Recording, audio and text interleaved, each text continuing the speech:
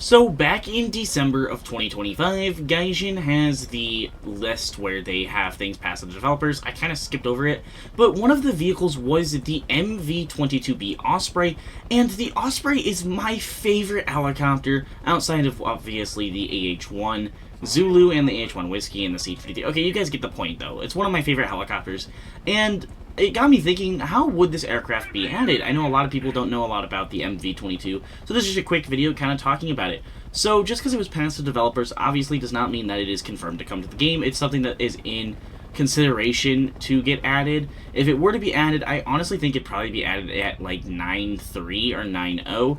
Right now, in the current use with the Marines and the Navy and everyone, the MV22 Osprey, the B model, I believe is only used by the Marine Corps, features a remote turret on the belly, and it can also feature a 50 caliber machine gun on the tail, so it can fly with the tail down and use that.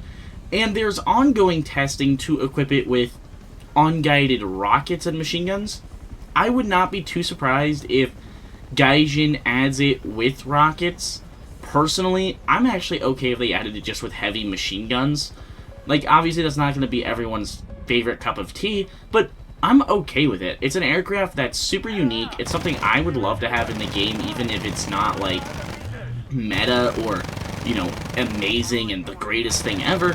I'm okay with that. I'd love to see it added to the game at some point. I think it's a pretty cool system. If you guys aren't too familiar, it's the first ever tilt rotor aircraft that is featured in any active duty role, and I know a lot of people really dislike it because they deem it to be so air quote dangerous. Honestly, yes and no. You gotta remember, when it comes to developing new vehicles with aircraft, you can look at over 100 years, over a century of working on fixed wing and looking back at all the lessons learned. Helicopters have been in service since 1945.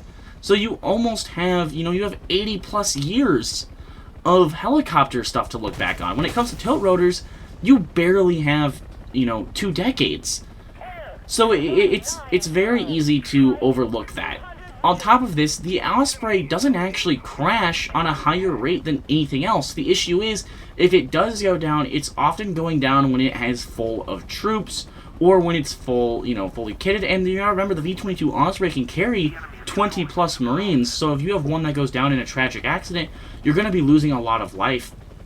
Compared to something like the Black Hawk, which actually still has, last time I checked, a higher crash ratio per flight hour. Back when it was starting out as well, it only carried 12 originally. So it wasn't, like, obviously any loss of life is a big deal, but it's a lot easier for someone to look at one V22 Osprey crash and go, this is a, terrible system. And also keeping in mind that a lot of these crashes aren't even, helicopter or aviation related. It's not an issue with the aircraft, it's an issue with the pilots. Like I said, you only have 2 decades to look back on, the lessons learned with tilt rotor aircraft, whereas you have, a century for fixed wing and, over 8 decades of rotary to look back on when you're making a new helicopter or a new fixed wing aircraft.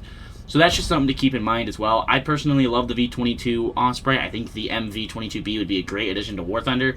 Probably would come as a low tier tech tree, maybe a premium or an event. I wouldn't mind it in either one. America is the only country that has a squadron helicopter. They're also the only country that has a battle pass helicopter. If I remember correctly, the H-34 is the shipyard. It's either the event helicopter. I think it maybe is an event. So you could see another one either way. Anyways, let me know your thoughts down below in the comments. If you guys are not already subscribed, I'd really appreciate it if you hit the like button and subscribe. We're on the road to 5,000 subscribers. Every little bit helps. If you're interested in joining the Discord, that's linked down below in the description. But I hope you guys have enjoyed this video, and I will see you guys in the next one.